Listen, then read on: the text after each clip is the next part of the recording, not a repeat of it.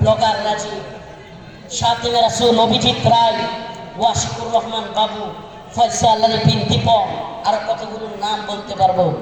এরা আল্লাহর নবী এবং আল্লাহকে নিয়ে কটূক্তি করেছিল, আম্মা জানদেরকে নিয়ে কটূক্তি করেছিল। মনে আছে আপনাদের?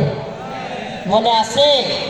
2013 সালে ব্লগার রাজীব, অভিজিৎ রায়, ফয়সাল আলী বিন দীপক, ওয়াশিকুর রহমান বাবু, ব্লগার নাজিমউদ্দিন সামাদ, আরো অনেকগুলো কুখ্যাত শাতিমে রাসূল আল্লাহর নবীকে নিয়ে কটূক্তি করেছিল।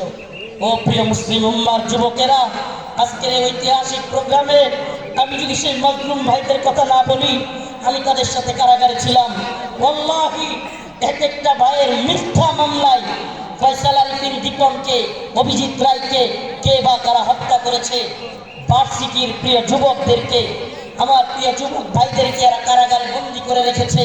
হাসিনা সরকার বিগত 10-12 বছর যাবৎ পরিবারের সাথে তাদেরকে দেখা করতে দেয় না।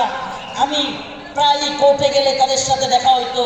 আমাদের সেই ভাই আরাফাত, সেই ভাই সাইমন, সেই ভাই আব্দুস সবুর, বিভিন্ন ভাইদেরকে আমরা দেখে আসছি, যারা কিনা এক একজন 2টা-3টা করে ফাঁসির রায় নিয়ে কারাগারে পড়ে আছে। কি এদের অপরাধ? আমাদের ভাই ফারাবি, কি এদের অপরাধ? ফারাবির অপরাধ, আরাফাত ভাইয়ের অপরাধ, সাইমন ভাই, আব্দুস সবুর ভাই, এই ভাইদের অপরাধ আল্লাহর নবীকে নিয়ে কটূক্তিকারীদের বিরুদ্ধে তারা ফেসবুকে বা বিভিন্ন মাধ্যমে লেখালেখি করেছিল। আল্লাহর নবীকে যারা কটূক্তি করেছে তাদের বিরুদ্ধে লেখালেখির কারণে, ও প্রিয় যশোরবাসী,